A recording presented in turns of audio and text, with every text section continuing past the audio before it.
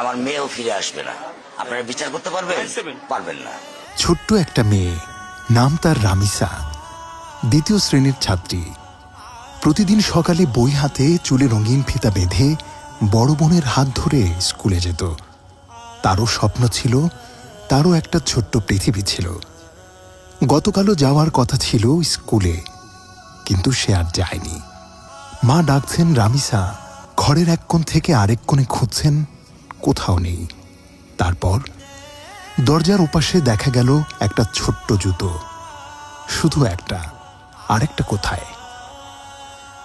তারপর যা পাওয়া গেল তা কোনো সিনেমার দৃশ্য না, কোনো দুঃস্বপ্ন না। 7 বছরের নিষ্পাপ শিশুটিকে নিপীড়ন করে নির্মমভাবে হত্যা করা হয়েছে। খাটের নিচে নিথর শরীর, আর বাথরুমে কাটা মাথা। আহ, এ কেমন সমাজে বাস করছি আমরা! এটা আমাদের শহর, আমাদের সময়, আমাদের চারপাশ, যেখানে একটা শিশু নিরাপদ না, যেখানে মানুষরূপী পশুরা স্বাভাবিক মুখ নিয়ে আমাদের পাশেই ঘুরে বেড়ায়। আমরা আইয়ামে জাহিলিয়াতের গল্প শুনে শিউরে উঠি, কিন্তু আজ তো আমরা সেই অন্ধকারের মধ্যেই বাস করছি। তাই এখন সময় শুধু আফসোস করার না, সচেতন হওয়ার। নিজের সন্তানকে শেখান কোন স্পর্শ ভালো, কোন স্পর্শ খারাপ। তাকে সাহস দিন যেন ভয় না পেয়ে বলতে পারে।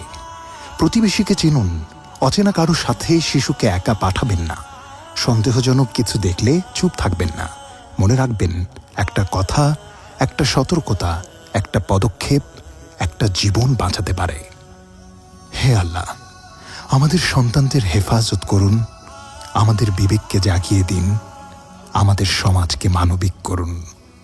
আমিন।